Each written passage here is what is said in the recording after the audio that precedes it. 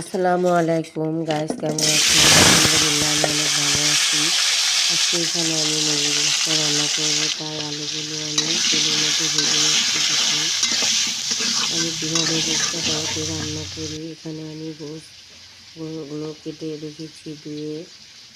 তারপরে এখানে আমি কাঁচামরিচ পেঁয়াজও কেটে রেখেছি সুন্দর করে। এখন আমি আমার আলুগুলো আমি ভেজে নিচ্ছি, তাই কাঁচামরিচ পেঁয়াজ আরও উপকরণ দিয়ে আমি ভেজে নিচ্ছি। এখানে দিয়ে দিলাম আদা বাটা, তারপরে দিয়ে দিচ্ছি গরম মশলা, ছাতি, সব ধরনের মশলার মিক্সচারটা আছে। তারপরে অল্প একটু পানি দিয়ে আমি ভালো মতো এটাকে কষিয়ে নেব।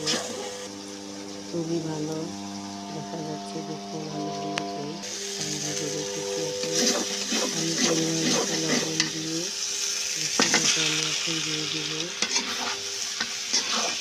ভালো মতো কষিয়ে নিতেছি, দেখুন কত সুন্দর করে। এখন আমি আমার কষানো হয়ে গেছে, তাই আলুগুলো ছেড়ে দেবো। নাড়াচাড়া দিয়ে আমি এখানে ঝোলের জন্য পরিমাণ মতো পানি দিয়ে দেবো। খুবই সুন্দর দেখা যাচ্ছে, দেখুন এভাবে আলু দিয়ে ভেজে রান্না করলে খুবই ভালো লাগে মুরগির গোশত।